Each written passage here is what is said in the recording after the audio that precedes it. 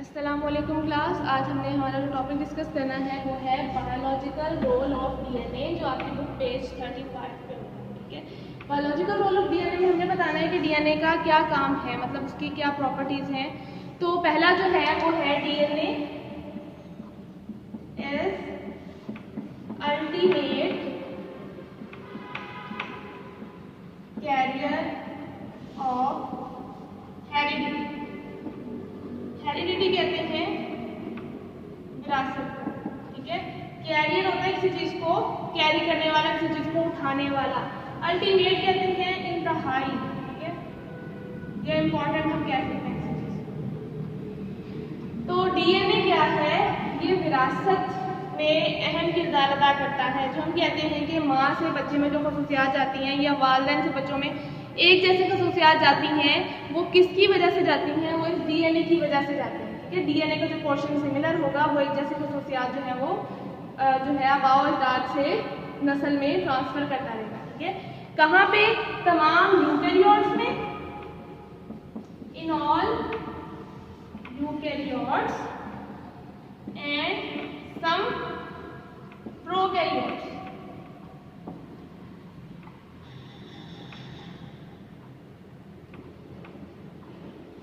Eukaryotes और prokaryotes में क्या डिफरेंस है? यूकेरियोट्स ऐसे जानदारों को कहते हैं जिनमें वाज़ेहा न्यूक्लियस होता है। ठीक है, क्या होता है? वाज़ेहा न्यूक्लियस और ऑर्गेनेलीज। ठीक है, जैसे कि राइबोसोम हो गए, और उसके अलावा साइटोप्लाज्म में जो उनसे स्ट्रक्चर है, गोल्गी अपरेटस से जो भी उनके प्रॉपर मेम्ब्रेन बाउंड हो, मेम्ब्रेन हो, तो हम कहेंगे कि यूकेरियोट्स है। ठीक है, प्रोकैरियोट क्या होते हैं? इनमें कोई मेम्ब्रेन बाउंड वाज़ेहा न्यूक्लियस नहीं होता। वाज़ेहा न्यूक्लियस नहीं होता। ठीक है, तो न्यूक्लियस नहीं होता तो क्या होता है? इसमें जो क्रोमोसोम होते हैं, ये हमारा जेनेटिक मटेरियल होता है। ठीक है, ये क्रोमोसोम ये साइटोप्लाज्म के अंदर पड़े होते हैं। ठीक है, साइटोप्लाज्म में पड़े होते हैं। इसकी एग्जांपल, प्रोकैरियोट की एग्जांपल है बैक्टीरिया। ठीक है, यूकेरियोट की एग्जांपल आप ह्यूमन के किसी भी सेल को भी दे सकते हैं। ठीक है, ह्यूमन सेल, कोई भी हमारा सेल है हमारी बॉडी में, लिविंग ऑर्गेनिज्म में, हम यूकेरियोट्स हैं। कि क्या होता है कि हमारी ऑर्गेनेलिज में प्रॉपर मेम्ब्रेन बाउंडेड ऑर्गेनेलिज होती हैं और न्यूक्लियस होता है। जबकि बैक्टीरिया में कोई वाज़ेहा न्यूक्लियस नहीं होता। उसमें जो उनका जो मटेरियल होता है, जेनेटिक मटेरियल, ठीक है, वो क्रोमोसोम्स होते हैं और वो साइटोप्लाज्म के अंदर ही पड़े होते हैं, कोई उसके इर्द गिर्द मेम्ब्रेन नहीं होती। ठीक है, except certain viruses and phages, except होता है माँ सिवाय। ठीक है, इस चीज़ को निकाल के कि जो डीएनए है वो हेरिडिटी की बुनियाद है, विरासत की बुनियाद है। किसमें? यूकेरियोट्स में, प्रोकैरियोट्स में। तो एक्सेप्ट मतलब उनमें नहीं है। तो एक्सेप्शन में कौन सी दो चीजें आ जाती हैं?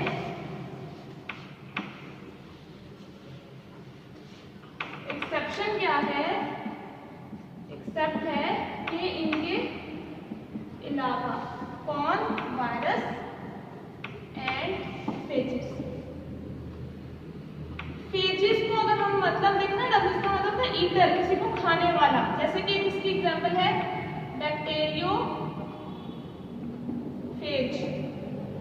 ठीक है, ये क्या है? ये कैसा वायरस है जो कि बैक्टीरिया को ईट करेंगे, इसको इंगल्फ कर लेंगे, इसको खत्म कर देंगे। तो इनमें विरासती मुंतकिल डीएनए नहीं कराते हैं वायरसेस और फेजेस में, बाकी सब प्रोकैरियोट यूकेरियोट में करवाते हैं। उसके बाद बुक पेज 36 पे लिखा हुआ है genes are composed of DNA. ठीक है, in which the genetic information is contained in the form of code. कि जो हमारे जीन्स हैं, असल में जो हमने कहा डीएनए जो है वो हेरिडिटी ट्रांसमिशन करवाता है। वो क्या होता है कि हमारे जीन्स में होता है डीएनए। ठीक है, और हमारे जीन्स ट्रांसफर होते हैं एक से दूसरे में। वो जीन्स किससे मिलकर बने हैं? डीएनए से, जिसमें क्या होता है? कोडिंग होती है, इंफॉर्मेशन होती है। ठीक है,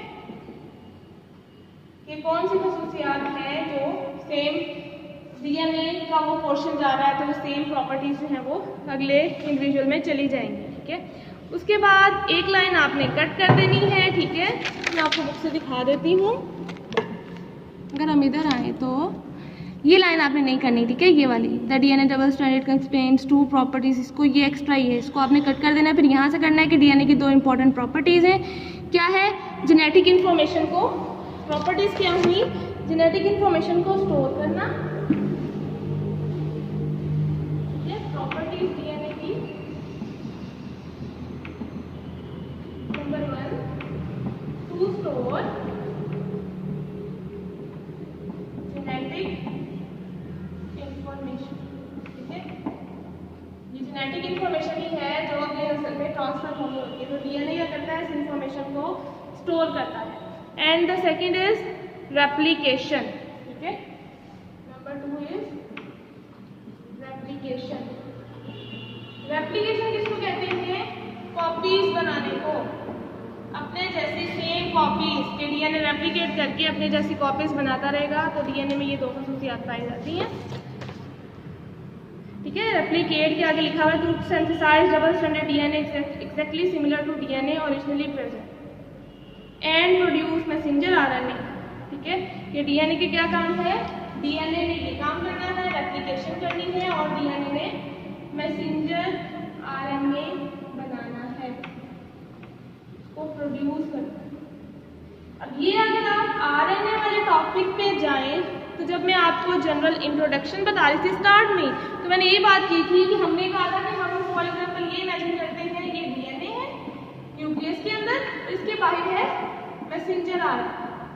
तो क्या होता है कि इस डीएनए से मैसेंजर आरएनए बनता है, फिर ये जाता है ट्रांसफर के पास, और फिर यहाँ से ये राइबोसोमल आरएनए बनता है, और फिर ये प्रोटीन बनाता है।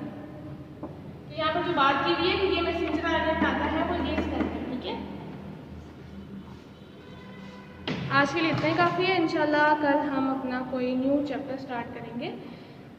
वो हार्मोन्स नहीं करेंगे, आई थिंक हम एंजाइम से स्टार्ट करेंगे नेक्स्ट। अल्लाह हाफिज़।